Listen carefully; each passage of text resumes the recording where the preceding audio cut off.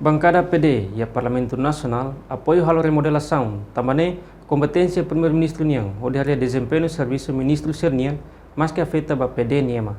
Deputado Rusi Bancada Partido Democrático e Parlamento Nacional, Antônio da Conceição Caloha informa, ba jornalista Sira e Parlamento Nacional quarta-feira de Hateteng, Bancada PD apoio promessa Primeiro-Ministro Kairala Sanana Guzmão Niang, atual remodelação, mas que afeta mosba PD Niema, ba ira desempenho serviço ladundiak.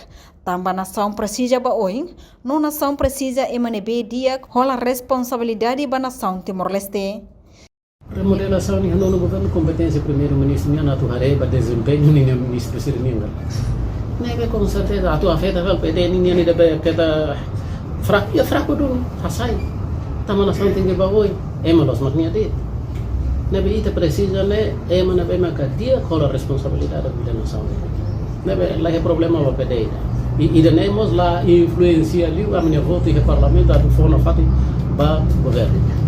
Até o 8º governo, o único partido na Pema Cambric firme e início nessa oposição, há muito que te oferece ali, todo 2020 orçamento do mundo, a minha oposição na FATI, mas bem, a minha voto, para orçamento geral do Estado, nessa ram, para a nação e a minha foto. Jadi garante na FATI sorry o partido CNRT do governação neto tinha. Bom, agora lá o que não muito quer. Mas bem, tem que nós reconhecer de hangata se a força bot liu, bem ir se a força bot liu, né? Depende, né? Elefante olha, e deve rei dos animais nem deve lohoida, né? Bela.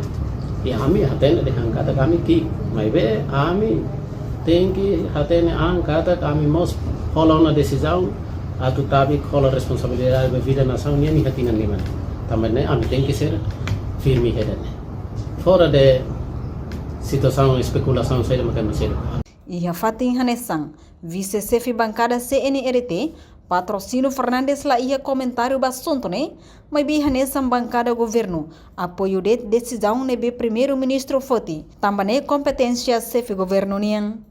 Enquanto o deputado Rusi Bancada Kunto, Luis Roberto Dihang, remodelação ne competência primeiro-ministro Kairala Sanana Guzmão Niang, mas bi Hanesang bancada oposição, hakarak nono governo tem que alcançar totinang limang. O executa programa nebe antes ne compromete ona ia palco campanha político ba povo.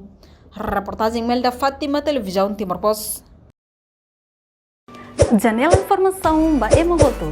Atua tem informação atual dia kliu. Kita haluha, haneham botão subscribe, like, halo comentário no fahe tutang ba media sosial hotu.